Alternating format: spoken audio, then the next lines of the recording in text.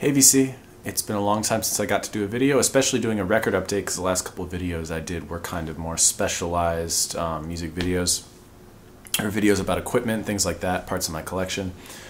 Forgive the strained voice and sniffles. I have either a cold or very bad allergies. I can't tell yet.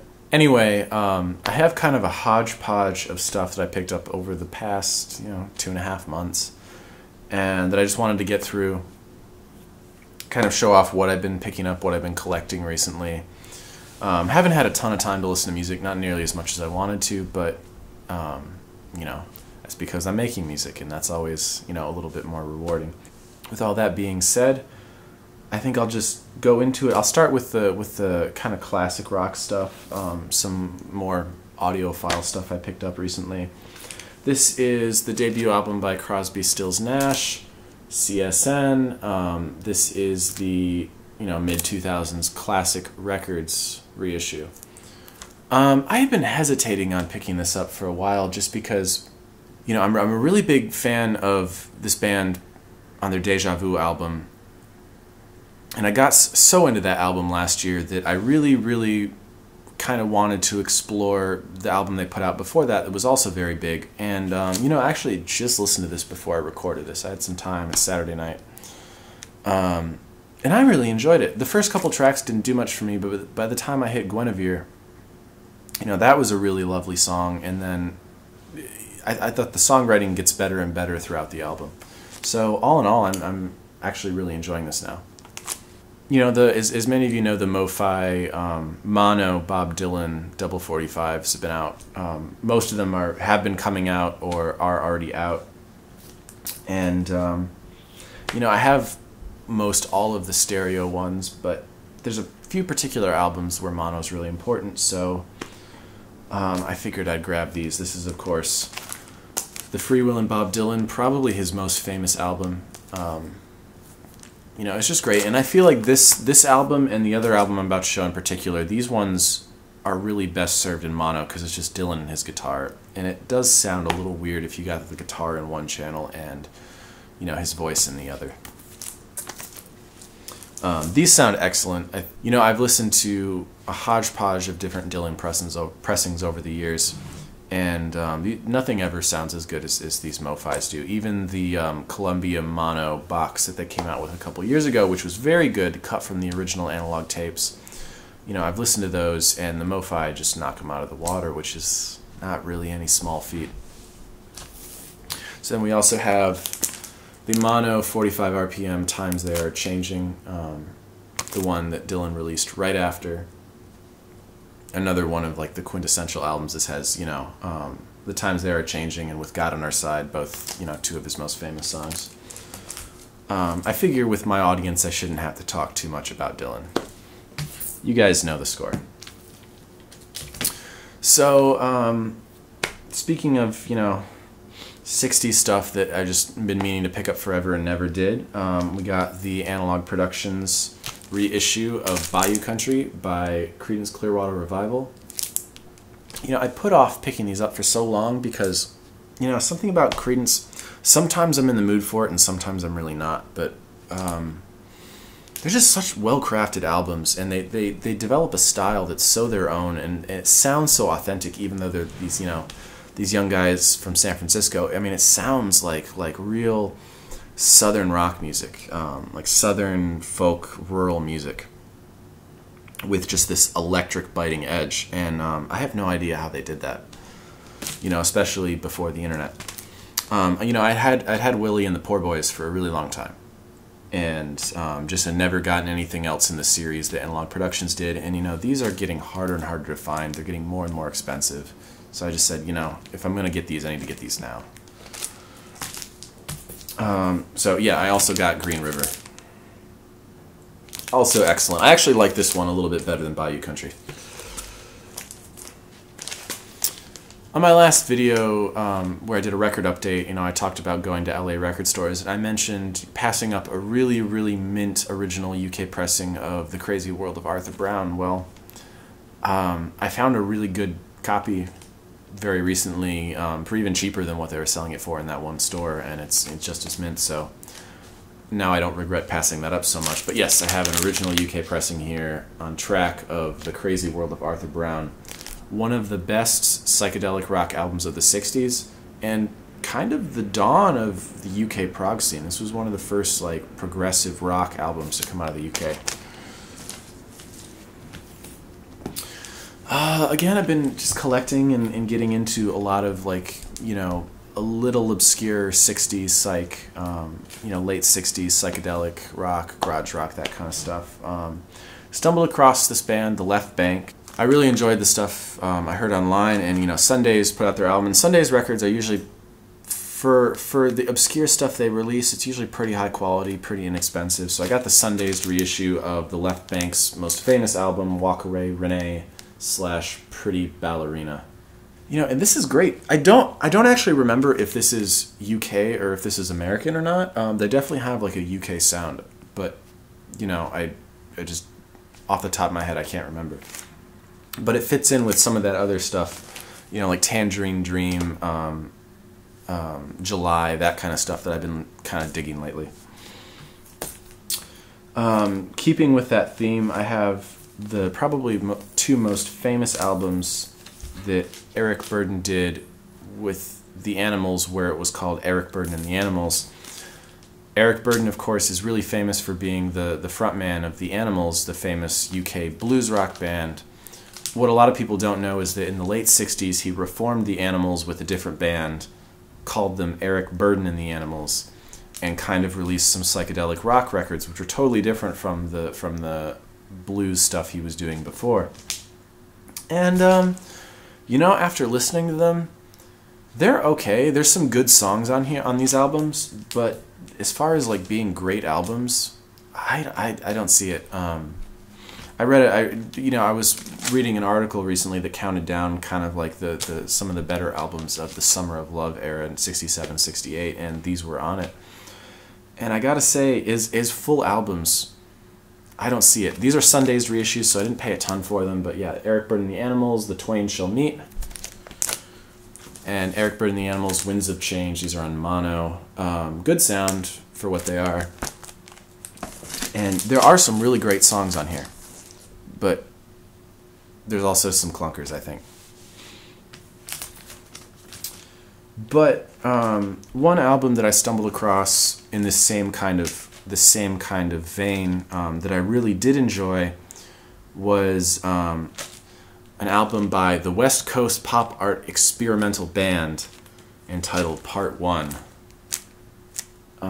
This I really did enjoy all the way through. This is a great kind of California, you know, late 60s psychedelic rock odyssey that I dig. I dig this a lot. And finally, in the rock music, I say, you know, I'm a big Stones fan. That's something I inherited from my mother. She was a big Stones fan growing up in the 60s. And, you know, she was always playing Rolling Stones' Greatest Hits cassettes when I was a kid. And but I really got into them the last couple of years, kind of on my own, exploring on my own. You know, I've been collecting a lot of Stones records, and probably my favorite Rolling Stones record, I gotta say, is Their Satanic Majesty's Request. And I know a lot of people consider it one of the Stones' clunkers. I don't. I think it's great with all its flaws, with all its warts. I think it's a great album, and I have the 2003 clear vinyl DSD stereo issue that Abco Records put out a couple years ago. That sounds pretty good. Then recently I got I got an original, no, sorry, I got a 70s boxed Decca stereo issue that sounds phenomenal for the stereo mix. The problem is neither of these pressings had the original lenticular cover. The only way you can get the lenticular cover is to get an original US press in either mono or stereo, or original UK press. The original, like 60s UK pressings of their Satanic Majesties, it's not possible. Too expensive. Way too expensive. I hear the original mono US pressing of Satanic Majesties is good. Again, crazy expensive. Very difficult to find in clean condition. The original stereo US pressing, I used to have a copy. It was a little beat up. I used to have a copy, but it didn't sound very good, so I ditched it. So right now my best sounding version is the 70s UK stereo Decca pressing. Again, but I didn't have the original holographic 3D cover. It was really after. Recently, this album just got a deluxe reissue, and I bit the bullet and picked up the deluxe reissue mostly for this freaking awesome cover. One of the greatest rock covers I think has ever been done. It's half serious and psychedelic and also like tongue-in-cheek. The Rolling Stones were, you know, embracing psychedelia at this time, but they were also poking fun at it. They were mocking themselves. They were mocking the Beatles a little bit. There's a couple layers to this, just like there's some layers to the picture. I don't know if you can see that really well with the camera. With this, their heads actually turn, and you might be able to see their heads turning in the 3D image. You won't be able to see, you know, the full, you know, thing through the camera, but maybe you can at least see their heads turning. And they did a beautiful restoration job on this. I know this was really hard to do. I watched some interviews about the process of reconstructing this. This is also a really cool set because it's got this, you know, the awesome album art all throughout. It folds out into this big thing with, you know, some blurbs about the record. There's a nice booklet with all the lyrics and the art and interviews. You got an SACD, a hybrid SACD of the mono mix, a hybrid SACD of the stereo mix, and then in each of these folds you have an all analog cut mono reissue and an all analog cut stereo reissue. Actually, I'm trying to think now and remember if this is actually digital. You know, I think this is digital in the same way that they did the Stones mono box. And then like digital high res. So I take that back. This is not all analog. This is high res digital. But I played them. They sound good. The stereo one could go toe to toe with my UK 70s Decca. And that, of course, is an analog cut. So, you know, I'm very happy. And this is just such a cool set. For such a cool album that, you know, was so unlike anything else the Stones ever did. You know, this was their one trip down the rabbit hole before they went back to doing, like, you know, straight up blues.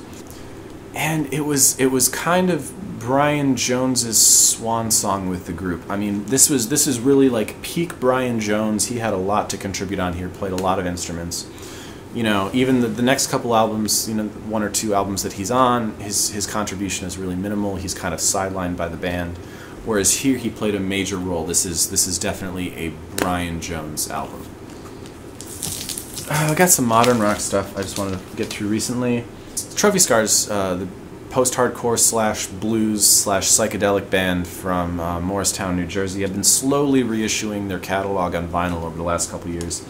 They finally reissued their, I want to say this came out in 2009, their 2009 EP, Darkness Oh Hell, which is really their peak blues sound. I mean, this is where it got, you know, really, really like whiskey-drenched Tom Waits-esque psychedelic blues. Darkness Oh Hell, maybe you can see the very dark cover art better this way. You know, this was limited to something ridiculous like 300 or whatever. They've been putting out very, very limited vinyl reissues, and I just happened to snag this at the right time. Great band, such an underrated band. You know, you may not know this, but when I was 18, I actually played oboe on a couple tracks on Trophy Scars' 2011 EP, Never Born, Never Dead, which was the sequel to Darkness Oh Hell. That one hasn't been reissued on vinyl yet, but when it does, I'm assuming eventually they'll do it. That'll be really cool because I'll be on vinyl, and I've never been on vinyl before. It'll be nice. Some more rock. This is the debut album by Heaven in Her Arms. The actual title of this is long. It's The Erosion of the Black Speckle. Heaven in Her Arms are a really great band from Japan that do ambient screamo, kind of in the vein of Envy. I think I've talked about them before. This is their debut album that's been out of print for a long time, and Moment of Collapse Records recently got put in charge of doing a reissue of this on vinyl, just because it's very rare on vinyl. I think I had this album on cassette. Actually, I still have this album on cassette, but I never had it on vinyl. And I just think this is one of the better bands coming out of Japan today. They're so cool. They've kind of carried on the torch that Envy passed to them years ago, but they have their own sound. They're doing their own thing. So check these guys out, Heaven in Her Arms, which I think they're named after a Converge song, which I should show a Converge record now. This is the new Converge album, and when I say new, it actually came out a couple months ago, but this is Converge, The Dusk in Us, with this awesome holographic cover. This is a first pressing on purple vinyl. I would have liked to get one of the more limited pressings, but you know, just waited too long, I think. You know, this actually came out in like, I want to say like October or something like that. But because my pre-order with Death Wish Records also included the next album I'm about to show, and that album took a long time to come out, I didn't actually get this until like the end of December. So Converge, I think, are one of the best bands in hardcore, period. They are just one of the best heavy bands out there. They've been around forever. They've been around since the mid-90s. And every album they put out has always been progressive, and every album they put out has just been such a banger. They're such a high-quality band that I really think they deserve all the praise they get. And, you know, this is no exception. I really enjoyed their last album, which was very bleak. It was All We Love, We Leave Behind, which came out in 2011. So they've given it some time before they, you know, went in to write new material. This is a little faster paced, a little more pummeling than All We Love, We Leave Behind. But All We Love, We Leave Behind was just such this like bleak, soul-sucking record that, you know, I don't think they could have, you know, recreated that again. I think this is a little more in the vein of the more chaotic Converge, but there's also some cool melodic elements on here. There's a lot more clean singing by Jacob Bannon than that's ever been on any Converge record. So yeah, this gets my 2 thumbs up. If you like heavy music and you don't know who Converge are, go listen to Converge.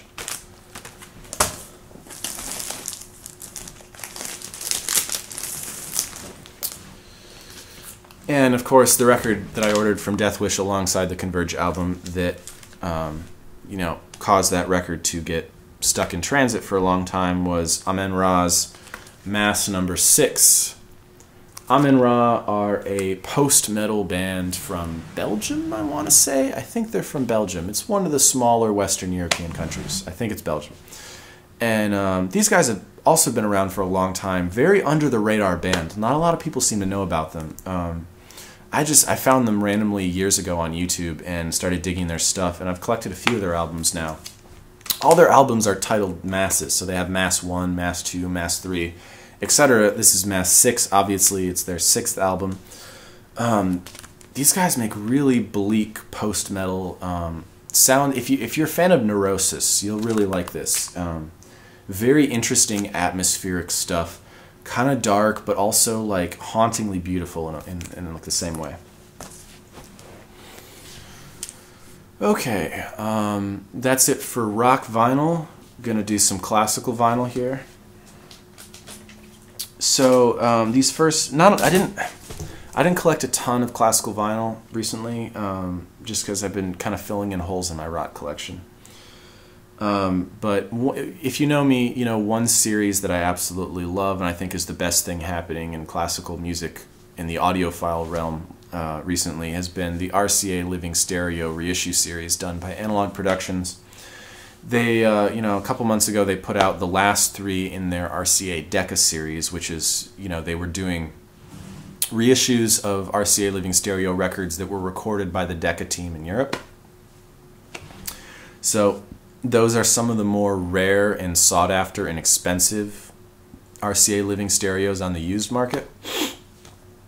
So they were doing that reissue series, which is great because, you know, it allows people to get those records at reasonable prices, and the records sound amazing. So we had the last 3 in that series, the final 3 that were issued, and I of course got them because I love this series.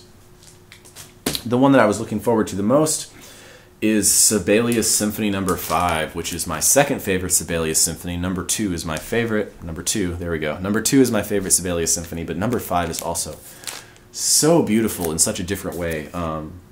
It's, I know I hate to say this because he's Finnish, but it's glacial. It's got this like barren beauty to it. Symphony No. 5. This is with the London Symphony, conducted by Alexander Gibson. A shockingly good performance, very emotive. I dig it. Awesome sound. You know, Sibelius is a composer that really benefits from being recorded well. Okay, we have another one in the series here, and I get to butcher some French again, like I always do. Here we have Bizet, Les Arlésiens.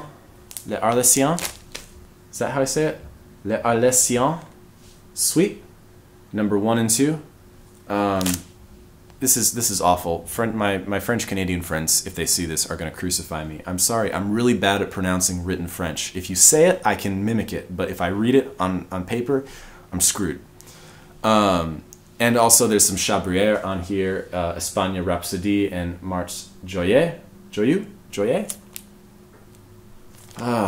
French pronunciation's gonna kill me. This is a language I want to learn, and it's so foreign to me. Anyway, this is conducted by Jean Morel, conducting the Royal Opera House Orchestra at Covent Garden, so British recording. This is kind of a little more bing bang boom showstopper kind of music. It's not, you know, deep serious classical music the way the Sibelius was. But great system testing music, and it's, you know, it's good conducting, it's good playing, it's a good recording.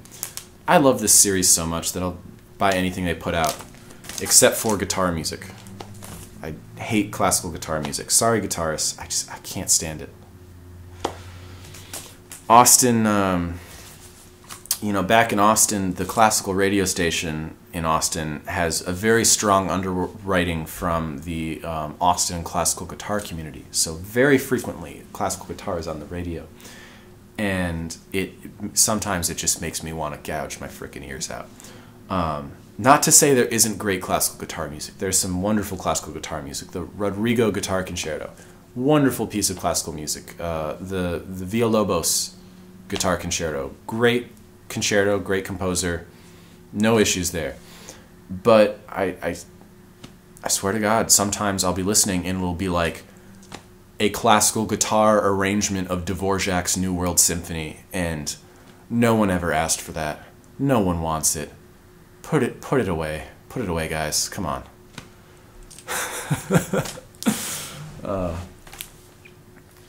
I digressed quite a bit.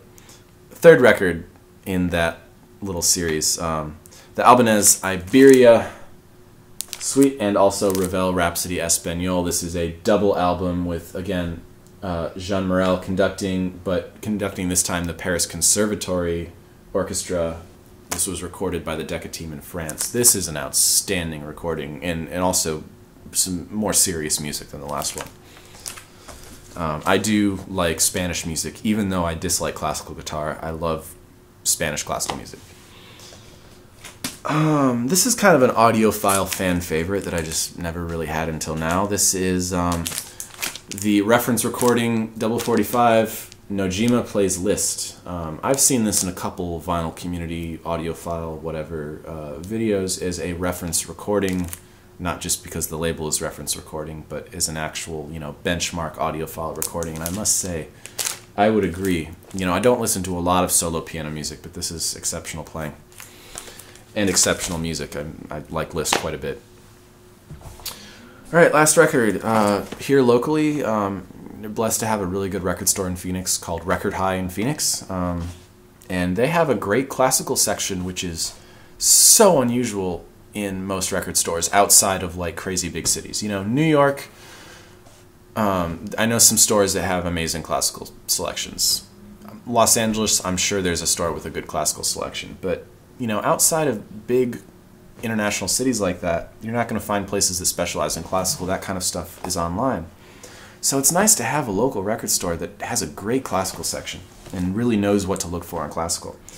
So yeah, got a 2 LP box set of Rostropovich playing the complete Beethoven sonatas for cello and piano.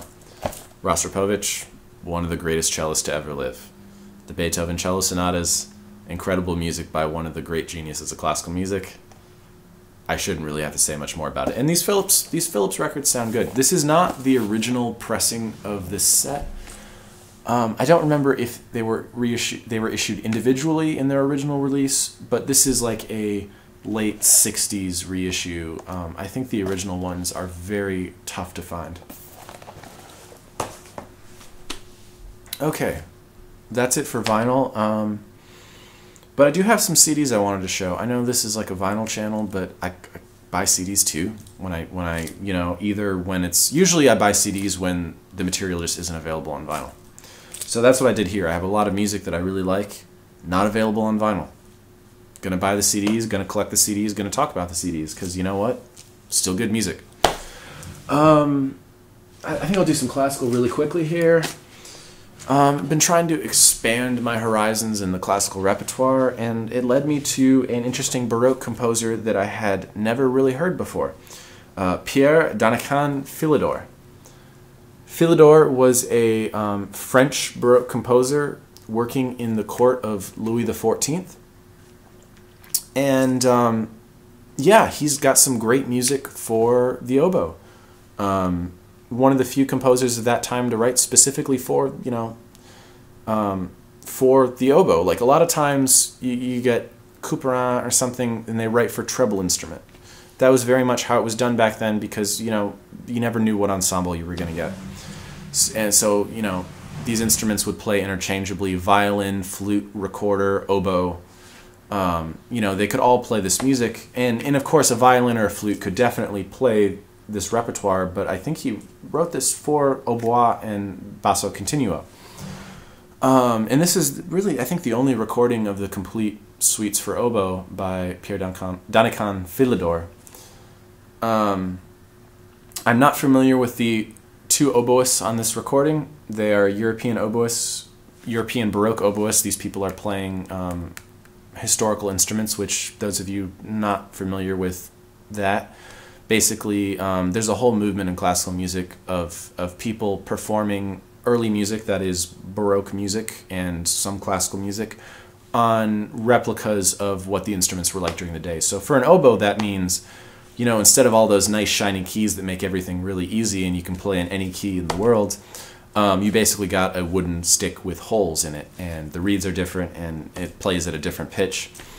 You know, it's a whole industry, and I respect it a great deal because it shows us a lot about music scholarship. Oftentimes the early music movement has a lot to contribute to musical scholarship and what we understand about how this music was performed back in the day.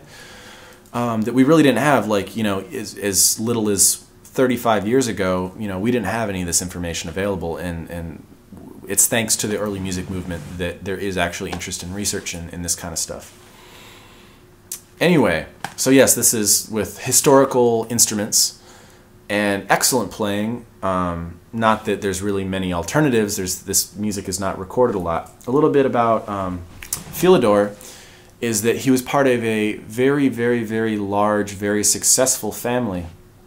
Oftentimes, you know, musical families in this era were like that. Just look at the Bach family. You have Johann Christian, you have Carl Philipp Emanuel, all these different people in the Bach family who are all famous composers. There were quite a few Philidor family members who were famous composers. They served the royal family of France for many years.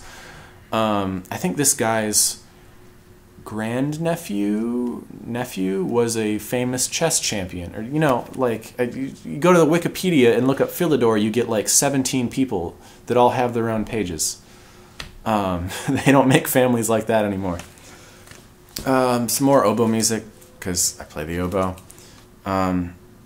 Many people who follow classical music may know that the Los Angeles Philharmonic appointed a new oboe player, a new principal oboist, after many rounds of auditions, and the world was kind of shocked when they revealed that it was Ramon Ortega, who up until now had been playing principal oboe in one of the larger orchestras in Germany. I forget exactly which one. Very, very young player, and probably one of the up-and-coming prodigies of the instrument. I got his debut album here, which is an album of Baroque music, this time played on the modern oboe, as you can see here. This is Ramon Ortega. I think, like, oh my God, this came out in 2010, but like, he looks my age here. It's super depressing.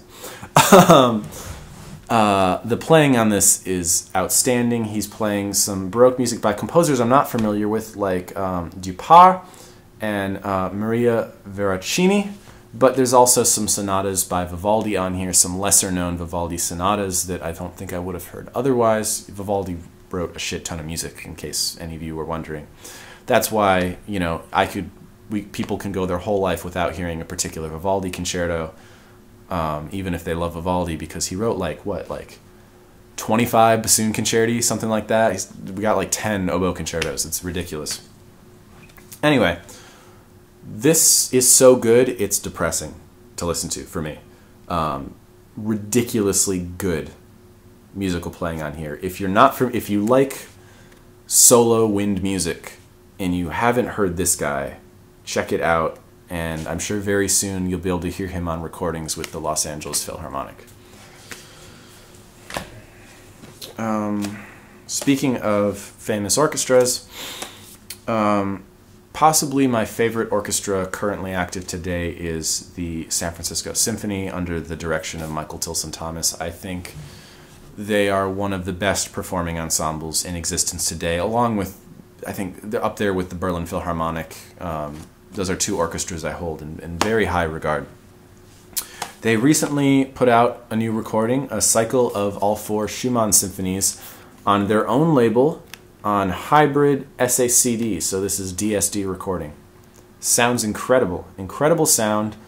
This is the first full cycle of recordings they've done with their new principal oboist, Eugene Izotov, who's another one of my favorite oboe players.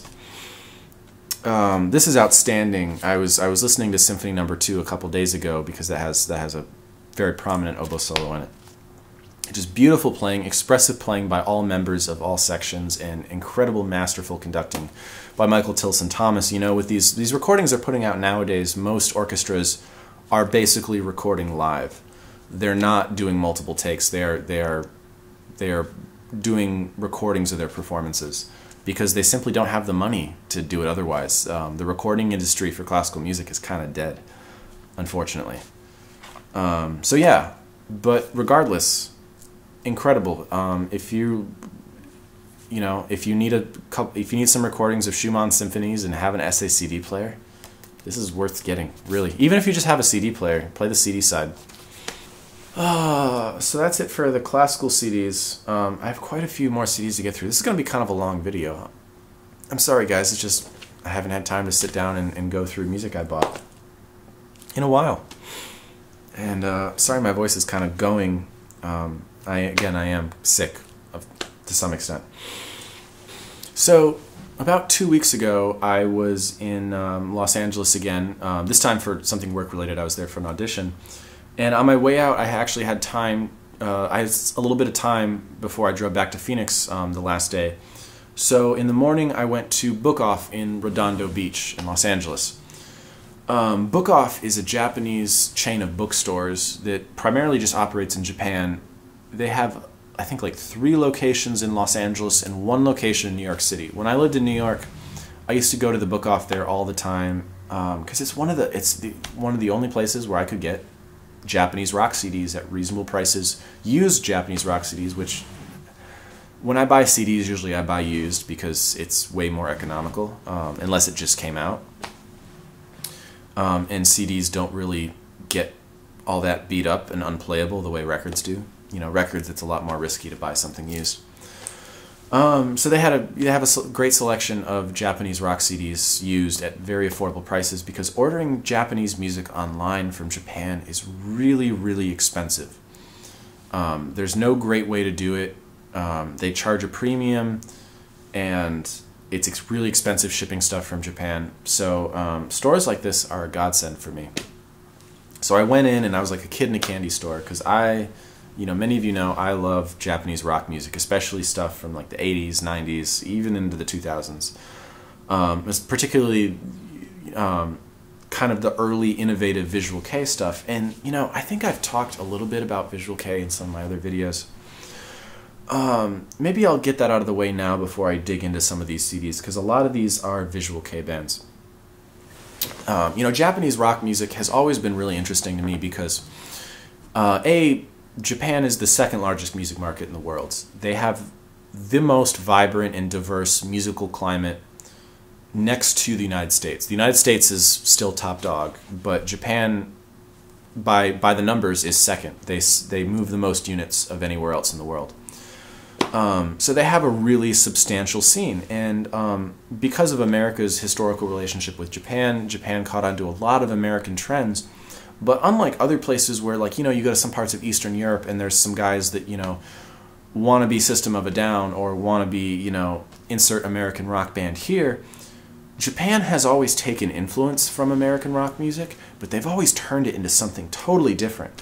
That's why if you look at some of the Japanese acid rock that was coming out of the 70s, like Flower Travelin' Band, it's very reminiscent of some stuff that was coming out of Britain and the US at the time, but it's still very unique. It's not exactly something, I can pinpoint it as like, this is definitely a Japanese band, because they're taking it and they're making it their own and they're doing something different. They're not just copying. Japanese music's always been like that. And when it started to get really interesting was in the 1980s, and Japan started to get waves of what was going on in America, particularly with the punk and metal scene. In the metal scene, we had in America, we had at that time hair metal happening. You had Motley Crue and Def Leppard and all this music that generally I wouldn't turn my head at, because I don't particularly like American hair metal. I think it's musically kind of garbage. Some people like it, that's cool, whatever. But that aesthetic filtered over to Japan. And it filtered over into a weird way, where some of the music filtered over too, but it got mixed with punk music, because punk music kind of came over to Japan at the same time. So those things got mixed, and then you had goth rock happening in the UK with The Cure, and that got filtered over. So you had all these musical influences kind of converging on Japan in the mid-'80s. And what you started to see happen is you started to see these bands that were, fusing elements of hair metal and goth rock and punk rock and hardcore punk into the musical scene there, and adopting the aesthetic of like a punk-ish glam metal. And I'll show some pictures here. So you had bands like, one of the first bands I've talked about a few times, I think, is Dead End. Dead End were one of the first bands to kind of start working on this amalgamation. The WILLARD are another, and then the big granddaddy of this type of Japanese music that came along was X-Japan. X-Japan was by far the most popular band in this type of music. They revolutionized lots of things about Japanese music. And to this day, one of the top-selling rock music acts ever in the history of Japan. They had this, they were creating a unique musical style, but they also adopted this crazy visual style and incorporated it into the music. They were taking the kind of flashy, outrageous elements of like glam rock and also punk rock too, which had its own visual style in the American and British market, and incorporating it into the music and fusing it into the music in a way I would say that was more substantial than American glam rock is, and they were creating this whole theatrical image. They were creating kind of their own world, this fantastical world, and I think, personally, I think it goes hand in hand with the advent of Japanese animation at that time, where animators were creating, very rich, vibrant worlds with these crazy characters with, crazy hair and the costumes. They were creating their own world of fantasy that was rooted in reality, and the music was doing the same thing at this time. Now, I'm not saying that the music was necessarily taking influence from, it's like anime music. I'm not calling it anime music. I'm just saying culturally it seems to be that these things were kind of working in tandem at this time. They were a similar cultural force. So in the late 80s, you had this explosion of music that was kind of fronted by bands like X Japan, bands centered around ecstasy records, so like Lunacy. Lunacy was another big one, another band I'm a huge fan of. LAPUTA and CIEL were one that was big in the 90s. So I would say from like 1986 to 1998, you had this explosion of music, these bands that were adopting this kind of crazy visual style and this music that fused metal elements and punk elements and goth rock elements to varying degrees. All these bands sounded really different at the beginning. And it just became this movement. It became its own thing that is uniquely Japan. Visual Kei is definitely a Japanese phenomenon, but it's an example of how Japan kind of twisted Western culture and kind of made it its own thing. Made it uniquely Japanese. And that's what I think is so cool. And all these bands that were active at this time, the late 80s, early 90s, are so innovative. They were doing something that was totally new and bold. And I have an insane amount of respect for them. So I'll try to include some, in the editing, I'll throw in some pictures, videos, whatever I can do, because it really is in a Western audience, it's kind of jarring to look at. Unfortunately, like all musical trends, by the time you get to the late 90s, record labels started to co-opt it. The overall popularity of Visual Kei went down, so it became a niche again.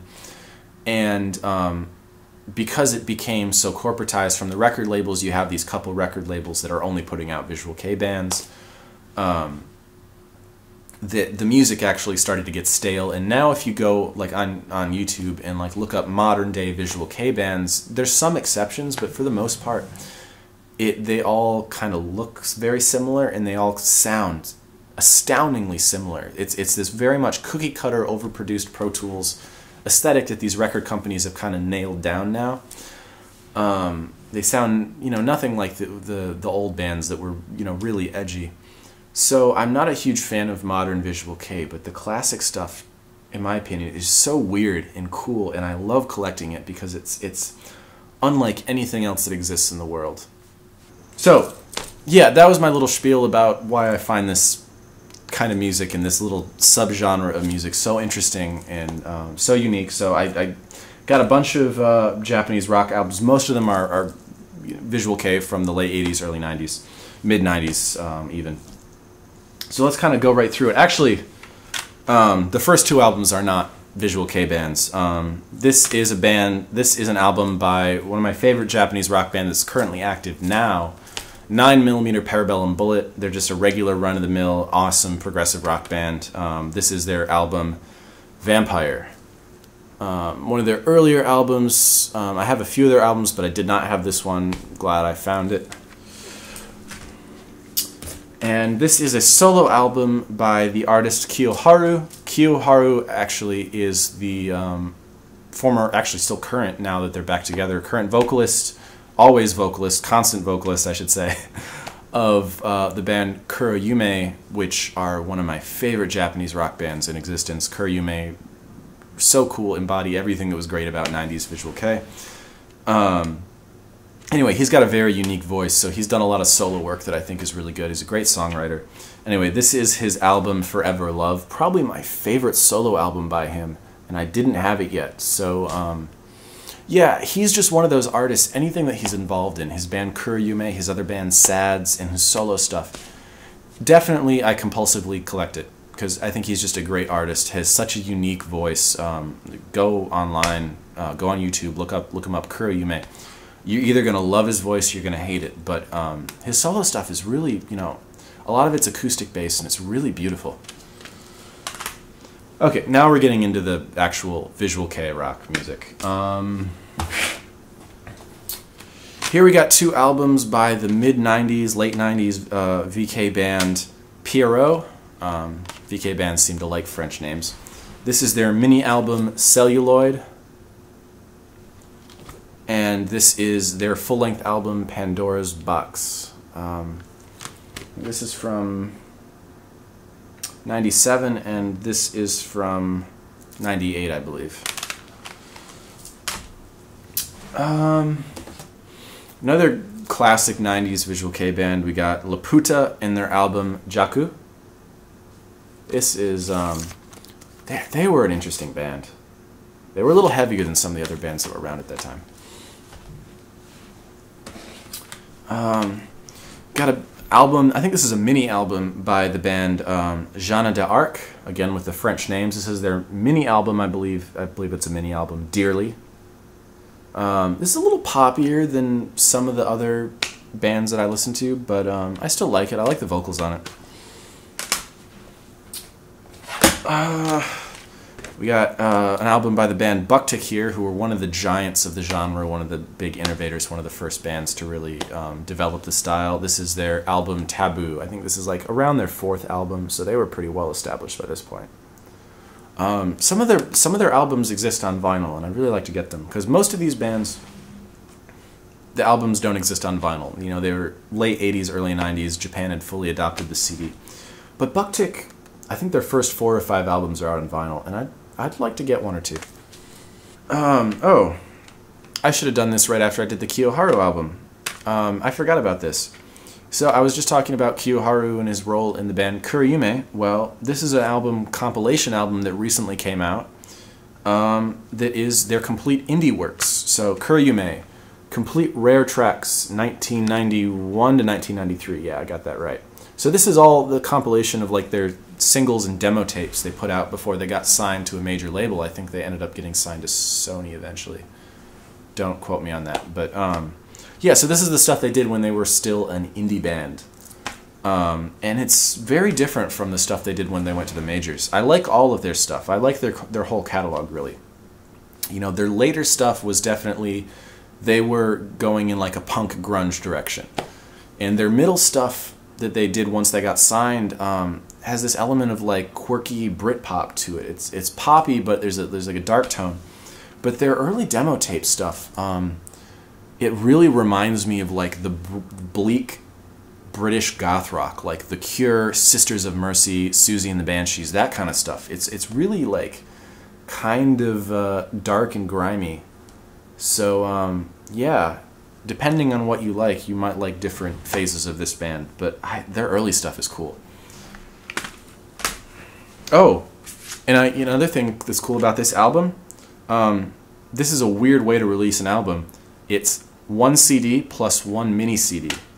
Their first demo tape is contained on this mini CD, which you can only play on certain CD players, only the tray-loading CD players, which is kind of a bummer. But yeah, I don't think I own another one of these. Here we got some albums by the band Mary. I picked up 3 of their albums just because I didn't have anything by this band, and I'd listened to some of their stuff and kind of dug it on YouTube. They have a very similar sound to another band from around this time frame that I really like, which is Plastic Tree. I'm a big fan of Plastic Tree. So yeah, this is I picked up 3 of Mary's albums kind of across their discography. This is their 2004 album Modern Guard. This is their 2006 album Peep Show. And this is their 2007 self-titled album, just called Mary. Actually, I kind of like the later stuff that I was hearing from this. Like, this 2007 self-titled album is really good, so is Peep Show. I didn't like the 2004 record quite as much. I'm still kind of discovering my way through this band. They're one of the few 2000s Visual Kei bands that I actually enjoy, because a lot of it, by the 2000s, had started to get kind of cringy and repetitive and just kind of for show. But I think Mary, they maintained a focus on the music that is rare in the genre. And probably one of the most famous Visual Kei bands to ever exist is the band L'Arc-en-Ciel, another Japanese band with a French name. And L'Arc-en-Ciel, just like Jeanne d'Arc, are a little too far on the poppy side in all instances for me. Like, they are a little more poppy than this kind of stuff I would normally go for. I'm a big fan of their first album, Dune, which I got last year at some point. And but while I was there, I picked up their second album, because I do prefer their early stuff. I picked up their second album, Tiara. This is still a really good album. It definitely shows them going in a more pop direction. I do like Larkin Ciel's 90s albums. I just don't like many of them as much as I like their first album, Dune. And they really kind of dropped off for me after 1998. I think they became more of a pop band after that, after they went on hiatus and got a new drummer, and yeah. But they also had a greatest hits album at Book Off that included a bonus DVD with some of their music videos, and getting Japanese DVDs is just as difficult as getting CDs. So I went for it. It's a greatest hits album, Best of Larkin Ciel, 1994 to 1998. And includes a DVD with like about 3 or 4 music videos on it. This is cool. I've yet to watch it because, fortunately, with Blu-ray, we're the same region as Japan, but with DVD we aren't. So I've been meaning to. I have a couple Japanese DVDs that I just haven't played because I don't want to have to switch over the region on my good DVD player, my good Blu-ray player. So I really need to get like one of those like $50 USB DVD players that I can just program and have it be like my region 2 DVD player for like the few Japanese DVDs that I have. Anyway, that's the end of the show. Yeah, thanks for watching. I would imagine this is going to be a pretty long video. I just had a lot of stuff to get through and a lot of topics to talk about, and you know, this is a Saturday night, so I kind of kicking back, ranting a little bit, talking about stuff that I like. What are you gonna do? Again, if you like my content, like, subscribe. Like, subscribe. You know, I don't know how I'm gonna do this video in terms of like showing examples of media, because YouTube has been monetizing the heck out of like any video that I put like clips of music in. Especially music videos, even though clearly I'm within my grounds on fair use and they're not supposed to be able to put ads on my videos, because I really don't want to have ads on my videos. That's not what this channel's about. But just know, if you see ads on my videos, YouTube is putting that on there. I'm making $0 and 0 cents from this. YouTube's doing that because they flagged my videos for copyrighted content, even though we're discussing the music in terms of criticism. Very clearly fair use. I've even filed fair use counterclaims on their claims, and they still get rejected. I don't know what else I have to do. Maybe I put like a fair use banner. I found that they don't do it as much with live clips or with just audio, but they do it a ton if I include any like music videos of anything. So I'm gonna try to not do that in the future. And you know, who knows? Maybe eventually I'll get like a good digital connect on my rig where I can do vinyl rips and show you guys examples of the records. I'd love to do that someday. Right now I just don't have the equipment to do that, but maybe in the future. Who knows? But anyway, thanks for listening to my long-winded sermon on the various outlandish genres of music that I listen to and consume. Until next time, VC, y'all have been awesome.